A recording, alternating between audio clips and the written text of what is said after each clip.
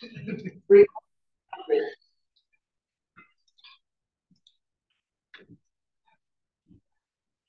morning. I have the pleasure of introducing Dr. Santiago Manzarbeitia. Dr. Manzarbeitia holds a Ph.D. in art history and is a senior lecturer in the Department of Art History at University Complutense of Madrid. Since 2012, he has been a member of the University Institute of Religious Science, and in addition to teaching art history courses, he also teaches subjects on Christian art in both the undergraduate and master programs of religious sciences. He is also a member of the academic committee of the doctoral program. His two passions are art and Bible. It is passions converting his close association with the Prado Museum, with which he has collaborated on various projects.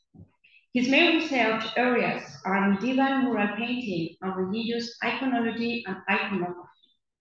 He has been the principal investigator in several projects and was the organizer of the 11th Complutense International Conference on Medieval Art. Among his publications, two stand out: La pintura mural medieval en torno al Alto Campoo, medieval mural painting around Alto Campoo, published in 2001, and his co-editorship with Azcárate and González of the book Pintado en la pared, el muro como soporte visual en la Edad Media, Painting on the wall as visual medium in the Middle Ages, published in 2019. I have the privilege of working closely with Dr. Manzarbeitia, as we both are part of the research group Bible Texts and Iconography. Therefore, I would like to highlight Dr. Manzarbeitia's human qualities, his work ethic, his collaborative spirit, and his generosity. Without further ado, I give the floor to him. The title of his presentation is Spiritual Meaning and Function of Medieval Mural Painting, Catechesis, Liturgy, and Peregrinatio. Santiago?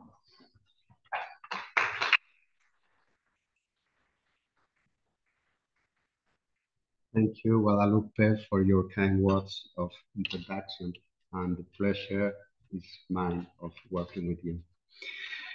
Good morning, everyone, and thank you for your attending this second day of the 14th International Conference on Religion and Spirituality in Society.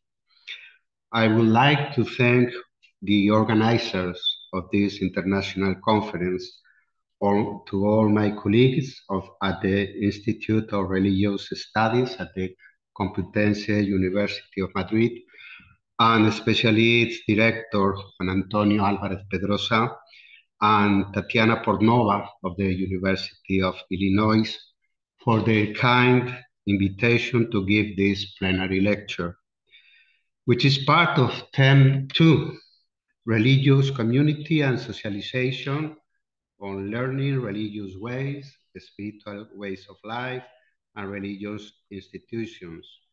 And I will touch nearly all the key words of this theme 2: ritual, rite, liturgy, prayer, contemplation and meditation, religious art and architecture, pilgrimage, and the search for spiritual meaning.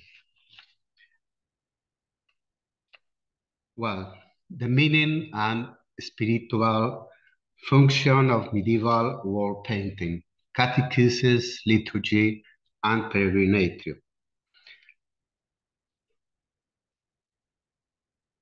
From its origins, Christian art has found in mural painting, characterized by its monumentality and visuality, a means of expressing its faith and spirituality.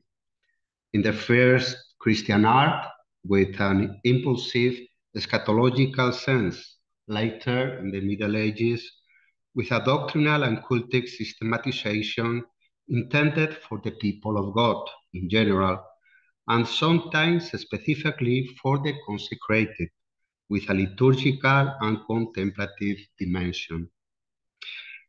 In the Synod of Arras in 1025, state that images were justified and legitimized for three reasons: their beauty or ornamental function, their sacramental value or evocation of the sacred by making the invisible visible, and finally, their pedagogical value or catechesis. As the Synod itself said, those who cannot read contemplate through their traces of painting what they cannot see through writing. By means of various examples, we would like to show three different functions of Romanesque wall painting in relation to the different areas of the church in which they are located. Benedictine catechesis in the naves for the faithful, the heavenly and earthly liturgy in the presbytery, a space reserved for the consecrated, and active and contemplative pilgrimage in the crypt for the monks. First of all, let us set the framework. We are in the cultural context of Romanesque art, the first common European style in the 11th and 12th centuries. The religious context is that of the Benedictine liturgical unification with the Gregorian reform. Geographically, the examples correspond mainly to the Italian territories of Lazio and Campania, in France to Burgundy and the Loire, and in Spain to Catalonia and Castile. The Benedictine Catechesis. The Abbey Church of Sant'Angelo in Formis, near Capua in the Campania region, is probably the largest collection of Romanesque mural painting in Europe. The extensive iconographic program is attributed to the spiritual direction of Abbot Desiderius of Monte Cassino, the mother house of the first Benedictine monastery, on which the Abbey of Sant'Angelo was a subsidiary. Its frescoes, painted from 1086 by Greek and local masters in the Italian Byzantine style, were to become the model for the spread of the style and the iconography throughout Western Europe. We will focus in the two areas dedicated to the teaching of the faithful, the central nave and the western wall. 60 scenes from the New Testament are displayed like an open book, in 4 superimposed registers with Christological narrative scenes corresponding to the public life, the passion, and the glorious life of Christ, plus the monumental eschatological representation of the Last Judgment on the Western wall, which has an obvious moral and admonitory meaning addressed to the faithful. We wish to emphasize how the miniatures of the manuscripts sponsored by Abbot Desiderius, which in turn drew on earlier 10th century, inspired by Franco-Saxon and English sources, and others from the early 11th century of Ottonian and Byzantine influence. All of them serve as models for the large-scale wall paintings. The prolific book production of the monks of the Scriptoria Cassinensis was translated on the walls of the church, often by monk painters, for the instruction of the faithful. Evidence of this influence can be seen in the synthetic inscriptions under the scenes depicted on the walls, on their spatial distribution.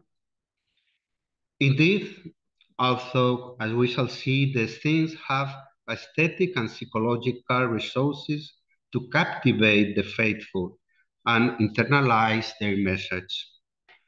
They are not with another deeper exegetical and theological reading. The verbalized word in the sermons and the monumental images will thus be the Benedictine pedagogical system for the catechesis of the faithful, a system that today we could call audiovisual. On the other hand, the representation of the Old Testament prophets here, with their prophecies inscribed in the rotulus, in the scrolls, shows the educational system par excellence on the medieval church, a typological symbolism through which the New Testament passages reveal other Old Testament passages, also represented in the two side naves. The parables, miracles, and teachings of Christ cover the central walls in synthetic and captivating narratives through their balanced and rhythmic compositions, the chromatic contrasts, and the expressive gestures of the figures. The passage of the adulterous woman conveys the psychological tension of the moment, Christ's merciful attitude, the woman's anxiety and confusion, and how the initial denunciation of the accusers turns into confusion. The healing of the man born blind is a masterly staging of the two periods of the story by doubling the protagonist. The encounter with the Samaritan woman at the well shows how Christ's eloquent dialectic attracts the initially elusive woman. In the rising of Lazarus, the grandeur of Christ's figure and his majesty underline his authority to conquer death. The admiration of the apostles, the lamenting gestures of the mourning Mary and Martha, and the expressive gestures of the diggers, stained by the stench of the body, summarize the message of the story. In all these scenes, as you can see, there is one constant, the representation of the figure of one or more witnesses of Christ's actions, often Peter, as the head of the church, confirming the truth of the events. The burial of Christ with the figures of Mary, St. John, Joseph of Arimathea, and Nicodemus depicts the pain involved in the Passion and the idea of respectful silence on Good Friday. There is also an eloquent representation of one of the stories of the resurrection, the women with their ointments, the angel's announcement, sitting on the stone of the sepulchre, and the shroud over the empty tomb. Heavenly and earthly liturgy.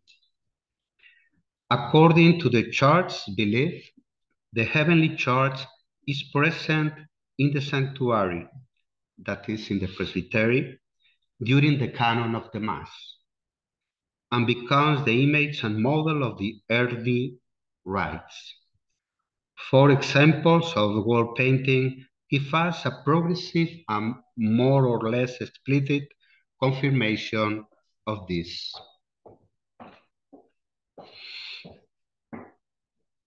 The apsidal basin of the presbytery is the privileged place where God in majesty is usually represented as the Pantocrator, But there are also representations of the Majestas Domini with other nuances. This is the case of the painting in the presbytery of the monks' chapel in the priory of Bercé-la-Ville, a place of retreat for the abbots of Cluny, not far from the great French Benedictine monastery. The representation in its apsidal basin has a strong ecclesiastical hierarchical sense. Christ, crowned by the Dextera Domini of God the Father, hands over the law and the keys to Peter and Paul, the ancient theme of the Traditio Legis et Clavis, who presides over the Apostolic College, the foundation of the first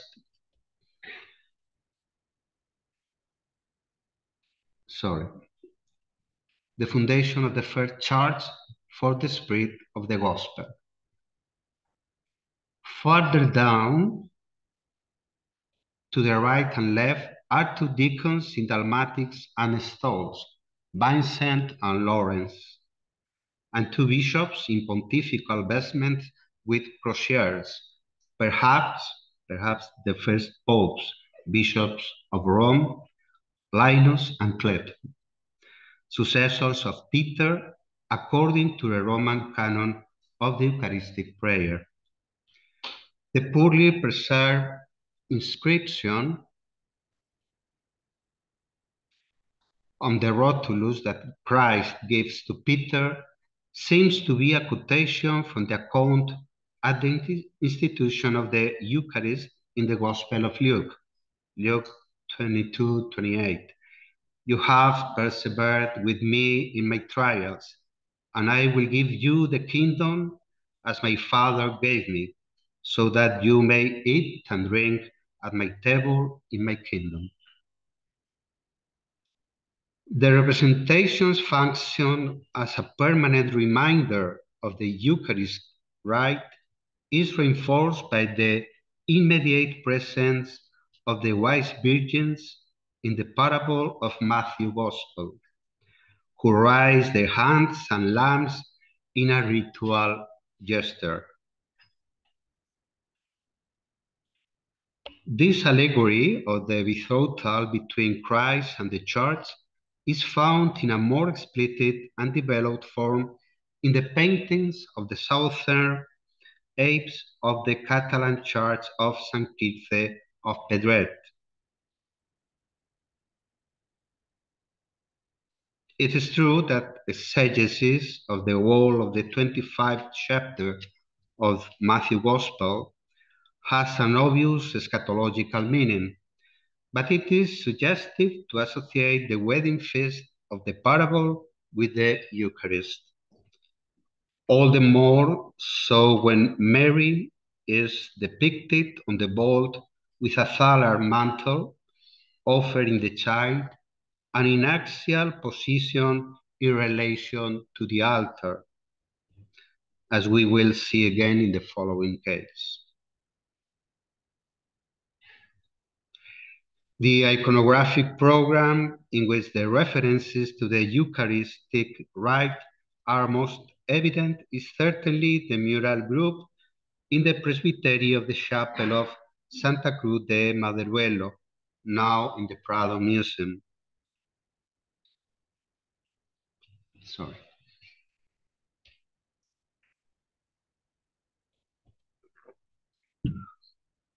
It is significant that most of the figures are in a hieratic attitude, appropriate to the solemnity of the celebration of the Mass, and not in motion, as in the narrative scenes we have seen in the catechetical ones in the first section. The square space itself, with the apostolate under the arches, is evocative of the sanctuary, the heavenly Jerusalem. Christ, as Agnus Dei, on the triumphant cross, is both priest and victim, His sacrifices prefigured in the offering of Abel's lamb, quoted in the Eucharistic prayer. Look on this offering with eyes of goodness and accept it, as you accepted the gifts of the just Abel. The preface to the Eucharistic prayer recalls that the sacrifice is addressed to the Father, the Pantocrator of the world, through Christ. Saint Ambrose states that during the sacrifice of the Mass, the angels are present at the moment of the incensing of the altar. The Seraphim Turriferarius would act as deacon. Likewise, the archangels Michael and Gabriel are present as chasuble-clad officiants. Michael asks for the acceptance of the sacrifice at the beginning and Gabriel at the end. Mary also acts as the officiating priest, presenting the child to the faithful and the clergy, just as the officiating priest presents the bread and the wine that have been transformed into his flesh and blood. As St. John Chrysostom expressed it, you do not see him in a manger, but on the altar. It is not a woman that holds him, but the priest who stands. The enthroned Mary also represents the church and wears a prized chasuble, recognizable by the absence of sleeves and the U shape at the base. It is remarkable that in Maderuelo, Mary with child, a lost fragment that we have reconstructed in the photograph, is placed on a seat near the altar, next to the altar. This image of the Virgin is linked liturgically here and many other examples to the presence of the three kings, only one in this case, in the offertory procession. According to Honorius Augustinensis, the three wise men are comparable to the faithful who offered their money at this time. Maderuelo's Epiphany is symmetrical to the scene of the anointing at Bethany. These two apparently disconnected themes have in common the announcement of or prefiguration of Christ's death at his birth and in his maturity at the end of his public life. The representation of the Holy Spirit in the window above the altar, symbolically associated with light, is an expression of the rite of the epiclesis at the moment before the consecration, when the church, the priest, invokes the Father so that his Holy Spirit may descend upon the bread and wine, so that by his action they may become the body and the blood of Christ. As we have seen, all the representations revolve around the Eucharistic liturgy. Although the previous liturgy of the Word is also alluded in the singular representation of the four evangelists in anthropomorphic form, in processional beating and with their arms extended holding the book, a rite full of solemnity at the moment of the proclamation of the reading of the Gospel. The evangelists officiate as readers, at which point both the book and the reader are incensed by the Turriferarius Seraphim acting again as deacon. To conclude this section on liturgical images, we must mention the paintings in the apse of the Church of St. Nicholas of Tabant, where to the right and left of the Pantocrator, a sequence of 3 angels on each side gradually rise the sacred form and the chalice, just as the officiating priest does after the consecration. Third, active and contemplative pilgrimage. Religious anthropology considers pilgrimage to be a universal phenomenon in which its protagonist, the pilgrim, sets out to encounter the mystery by free choice. In medieval Christianity, this practice is inscribed in a cosmic vision, but based on faith in a Trinitarian God and in a history of salvation and redemption through Christ. The protagonist of the pilgrimage is not a wandering traveler, but a man who knows his destiny. This certainly gives him the strength to face the adversity of life. This is how the presence of the pilgrims in the mural paintings in the church of Alaiza can be interpreted. It is a staging of medieval life in the turbulent 14th century, with war and its consequences as a backdrop. The 3 states, the human passions, the vulgar and the courtly, love and death, war, and even the tree of life as a counterpoint are represented. In the midst of this confusion, a group of pilgrims enters the scene from a secondary position, walking resolutely. Despite its pictorial schematism, it is one of the best images that conveys the role of pilgrimage in medieval society. It has been said that there is no pilgrimage without a long march. Known as far as the Finisterre, the pilgrimage to Santiago de Compostela, a holy place where a holy body is venerated, whose intercession we ask because of its closeness to God. This is the only security that gives the pilgrim the strength to face the adversity of the journey. Loneliness, illness, violence, feeling of statelessness. The mural painting in the church of Un Castillo shows not only the joy of the pilgrims at reaching their destination, but also the closeness of the saints to God.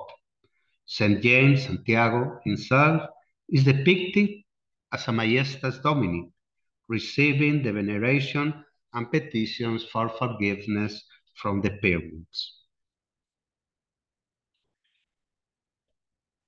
Jaume Huguet panel Pilgrim's Mass shows the collective dimension of pilgrimage, the ecclesial dimension.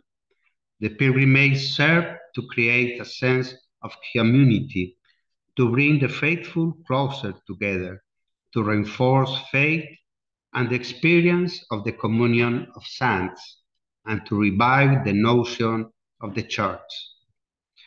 Pilgrims are welcomed into the church, pray with other pilgrims, and celebrate the Eucharist. In addition to its liturgical value, the scene underlines the importance of charity, in this case, given in an exemplary manner by a saint during the Mass. In this way, the pilgrimage is also sacralized in the liturgy, which becomes an element that spreads new devotions along the way.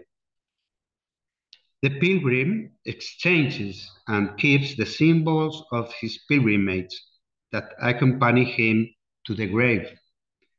This external Signs can be generic, hat, bag, and staff, given to the pilgrim with the blessing of the church before his departure and after his penitential reconciliation.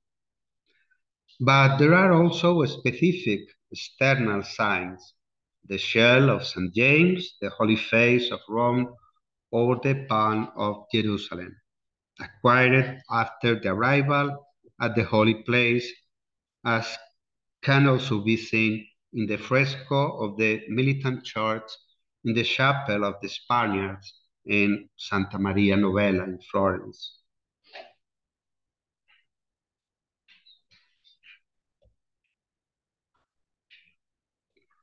The term pilgrimage has a dynamic meaning in the idea of departure, but there is also a static pilgrimage. Peregrinatio in stabilitate is a term coined by Jean Leclerc to refer to the spiritual exercises allowed to monks so that they could make pilgrimages and visit holy places without leaving their enclosure. Spiritual pilgrimages were a relatively common practice in the Middle Ages and were rooted in the monastic sphere in the 12th and 13th centuries, as these imaginary journeys were often the only way for monks to visit the holy places without leaving the monastery, where they had to remain stable according to the Benedictine rule. These imaginary journeys were undertaken through meditative exercises involving the reading of a text or mainly the contemplation of images, as well as through physical activities consisting of wandering around a space such as the cloister or the crypt in this case. The iconographic program of the Tavant crypt seems, seems to have been conceived as a program of reflection for the monks of this priory, a meditative and penitential itinerary for a pilgrimage towards the eschatological destiny of the soul. This pilgrimage is interpreted as a spiritual mechanism in which vice and virtues fight personified. Next to the entrance to the crypt, here, there is an isolated figure of a pilgrim holding two palm branches, like those carried by pilgrims from Jerusalem. The figure embodies the prototype of the virtuous man who walks the path that leads to God. We will not go into the whole program, which contains more than 30 figures, but only enough to understand its meaning, the general meaning. In the first section, the figure of David, a prefiguration of Christ, and the author of some of the psalms that the monks pray every day, plays the harp to calm soul's outburst. David also dances a psalm and kills the lion. These actions are undoubtedly a reference to the necessary and constant practice of prayer for the monk on his spiritual pilgrimage. In the next two sections, the book of Genesis and a free interpretation of the Prudentius Psychomachia are the literal sources of the figures depicted. Adam and Eve and their descendants, Cain and Abel, are a constant reminder of the origin of sin. The warrior spitting an ape is a sign of virtue overcoming vice, while the menacing centaur Sagittarius suggests the animal part of a man and lasciviousness. In conclusion,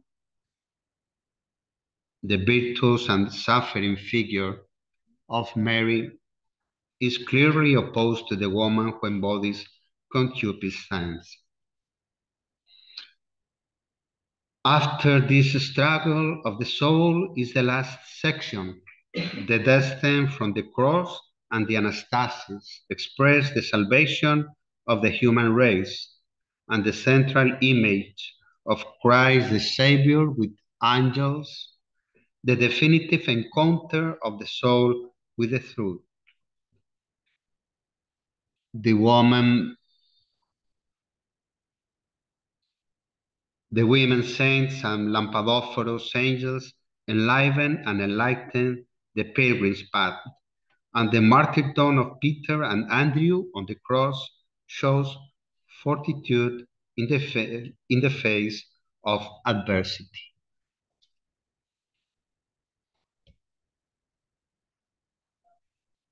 Thank you.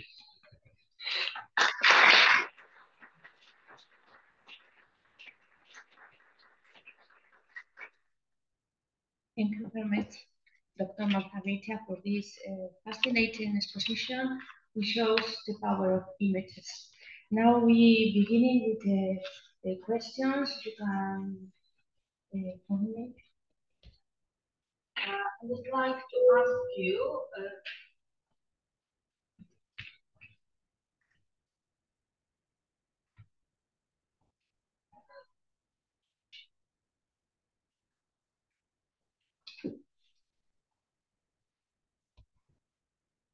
can you hear me? More or less, yeah. Okay. Why were the evangelists portrayed in an anthropomorphic? Why the evangelists were portrayed in anthropomorphic way? Yeah. Thank you. Well, the example is Maderuelo, that is in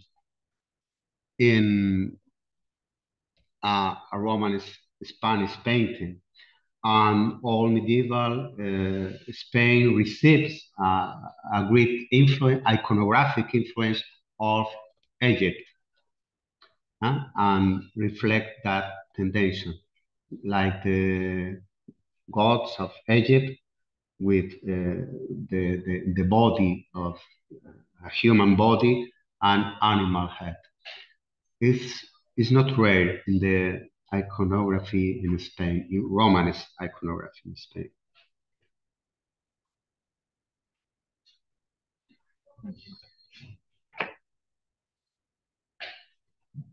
Thank you, Professor, for your presentation. I would like to ask, I'm curious about what the sociological profile of the pilgrims was. Were they able to interpret all these images, all these representations?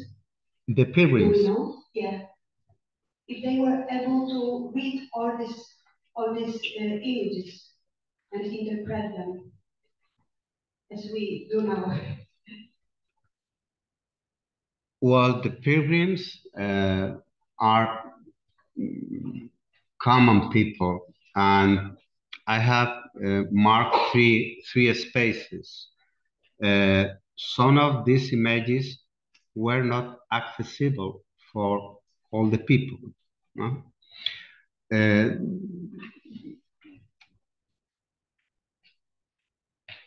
That's the reason why in the first chapter of my conference, I explained that this is the space for the faithful, for the pilgrims, for the common people, the people of God. But the other examples, no, like this, like this chapel, this presbytery of a small hermit in a little town of Castilla in Segovia. Is only the space, is not the figures are not accessible to the people.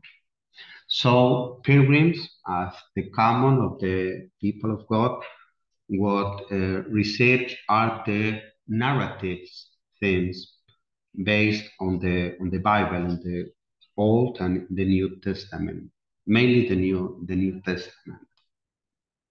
I'm not sure if I have answered your question. The images of the pilgrims that I have shown really is a trick, correspond to the Gothic period. This of Alaiza in the País Vasco, in Álava, is, as you can see, is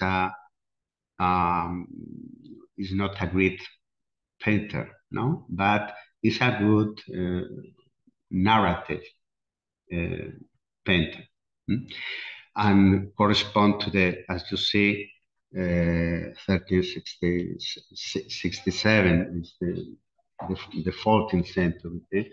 Is different to the Romanesque painting of that in general I have used. The same with this, these two. This is the only, the Mass of the Pilgrims is the only table paint on wood that I have shown because of its iconography. It's a rare iconography. And the Italian, the Florence mural of the other pilgrims, it's Gothic too.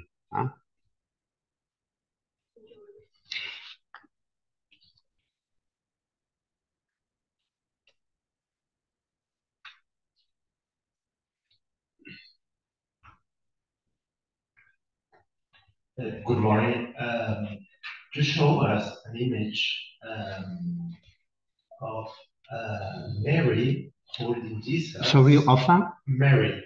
Oh, Mary. Holding Jesus. Yeah. And the three wise men.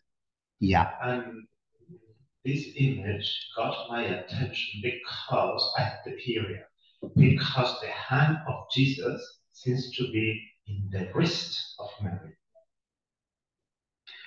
Because the hand of this one exactly is it seems to be like, yes, this hand is the, well, as you is welcoming the offer, as, or is holding the wrist. Yeah, no, the hand hand and the feet are the part of the body of Jesus that we conserve in this way. Yeah, the hand is receiving the offering of the Magi, of the wise men.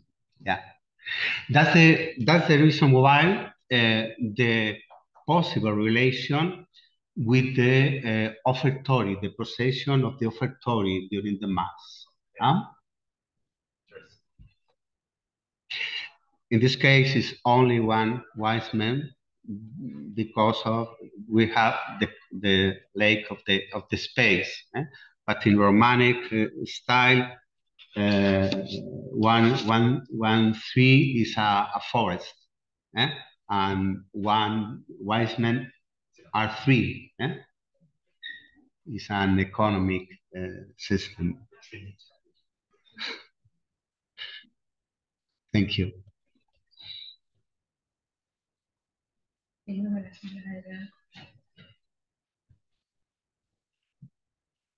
you think that this representation, like Jesus is taking his gifts, and also the pilgrims that, well, had to spend money for the pilgrimages and then gave the offerings to the church, they were painting to encourage other people to give the offerings to the church? Yeah, that's a hypothesis that because it's the moment of the offertory, and it's the moment of the Mass where people who had money, sometimes gold, give to the church at this moment. That's the hypothesis of this relation, this double relation with the wise men, the offerings of the offertory, the bread and the wine, and the moment, as we saw in the Mass of Pilgrims, is the moment to practice charity with the pilgrims. If there are pilgrims during the Mass, that's the original, no? That's the privileged iconography of this table of Huguet. They are noblemen, and they are pilgrims that are during the Mass, and he's receiving, as you see, he's receiving silver coin of the man that has a lot, no, in his bag.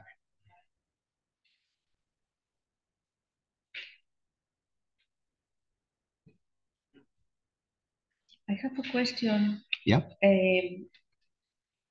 Was very interesting the idea of a spiritual pilgrim. So I wonder, is there any evidence of spiritual pilgrimages in female convents? Yeah, it's for monks and nuns. Yeah. Well, I had to talk about mural painting, no, wall painting, but art images of this in female consecrated persons. Mm-hmm. And sometimes they use images of maps of OT, Orbis Terrarum, inserted maps of Jerusalem, maps of the way of Europe, Asia, and Africa, and the way to Jerusalem, to the holy places. And these geographical maps were inserted in their prayers book. Mm-hmm.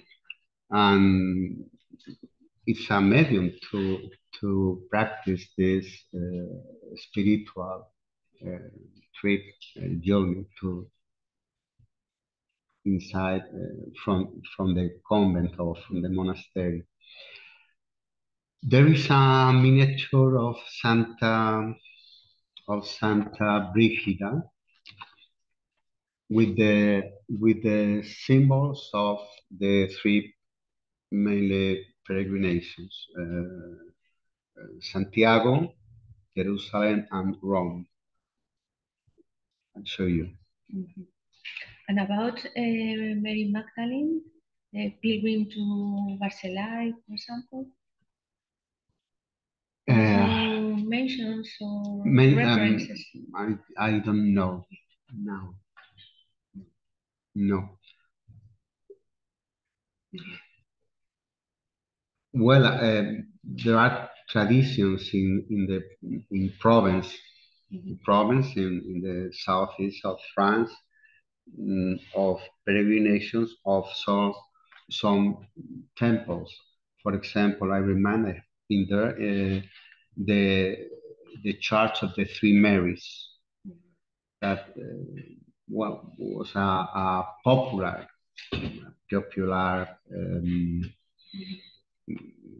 Peregrinatio, no, to this place of people. Mm-hmm. Thank you. And one of the Mary is Mary Magdalene. Any questions?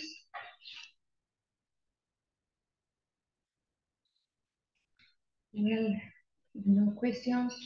We can finish this section now, and I think we have time for a coffee. Thank you. Thank you. Thank you very much.